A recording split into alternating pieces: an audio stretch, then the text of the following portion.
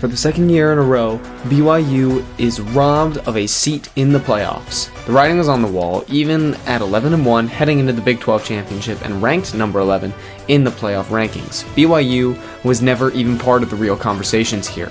They weren't even shown in most of these graphics. That alone tells you what the national media really thinks of them.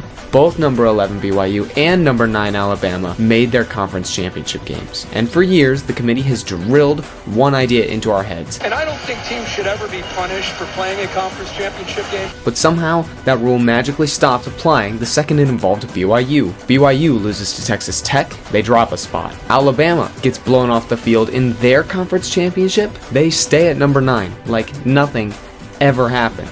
It's insane watching this committee tear apart BYU's performance and then flip straight into full protection mode for Alabama. Just say it out loud at this point. We care more about the SEC than the Big 12.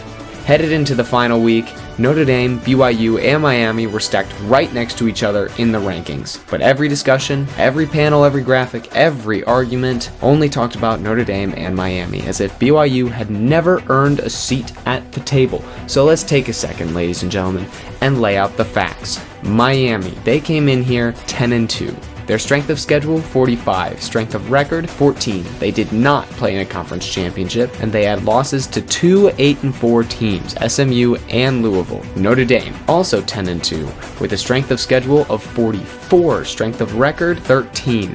They also did not play in a conference championship, and they lost to Miami and number 7, Texas A&M. BYU, who is 11-2. Their strength of schedule, 22. Their strength of record, 9. They played in the Big 12 championship, and their losses, both to Texas Tech, one on the road and one in the championship. Miami, who couldn't even make their championship game in a conference that was won by 7-5 Duke, by the way, and Notre Dame, who basically had a free bye week because they're too scared to play in the title game, both got ranked ahead of BYU, who beats both of them in strength of schedule, strength of record, resume, and whose only losses are to objectively the best team in the nation. BYU gets punished for losing a conference championship that Miami never reached and that Notre Dame avoids entirely by not joining a conference in the first place. No punishment for playing good teams, unless of course you're in the Big 12. It just means more in the SEC. This holding is absolutely ridiculous. BYU is a top 10 team in the country, and the fact that they weren't even included in the conversation,